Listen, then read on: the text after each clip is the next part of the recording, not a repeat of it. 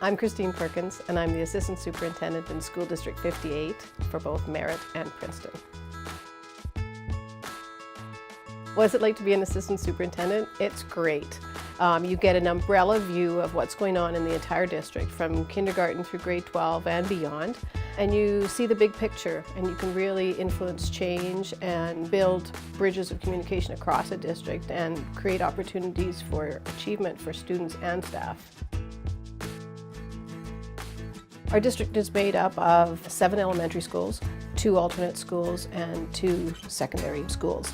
The student population itself is approximately 2,200 students, and of that, 40% of the students are Aboriginal.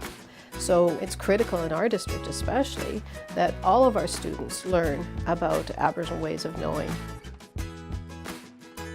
Our overall goal is success for all learners, today and tomorrow. That's our vision statement, and basically that involves meeting with students over youth leadership programs we have, district staff, principals, parents, and one of the big things is to communicate very clearly and very straightforwardly with all parties so that they know what you're saying is relevant and authentic and sincere, and you want their success.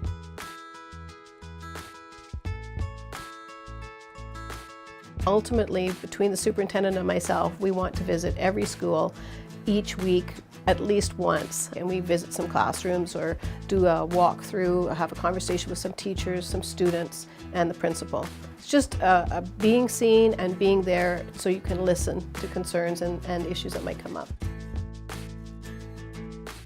A lot of my work is helping folks deal with the barriers and jumping over those barriers that might get in their way, whether it's transitioning to post-secondary or a barrier that might be in the school system already that they can't get over. So those kinds of things are fully supported by my research-based work from UBC.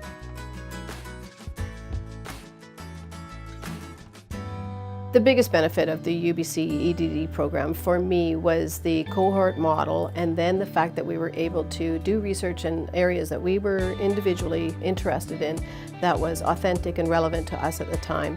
And for me, one of the biggest things was having exposure to a greater body of knowledge and theory, and then taking that back into practice and making it real again. So the journey I took in my own personal research through UBC was to look into human rights, which I was already interested in, and drilling down deeper and deeper and deeper until I finally landed on LGBTQ policies and codes of conduct in schools and things like that.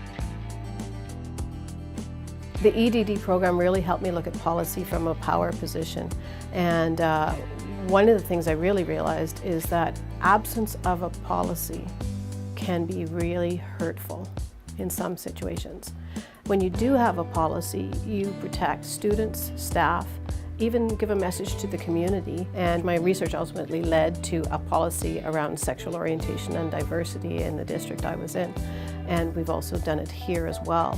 I could realize how policy could make lives better. My experience at UBC is critical, I think, and fundamental to where I am today and having the confidence I have today to help all students and all families succeed, because people want the best for their kids, and I draw on that every single day. The best thing about doing an EdD at UBC is that it comes from your practice to theory and back to practice. You use it every single day, and you will probably use it for the rest of your life because you look at things differently.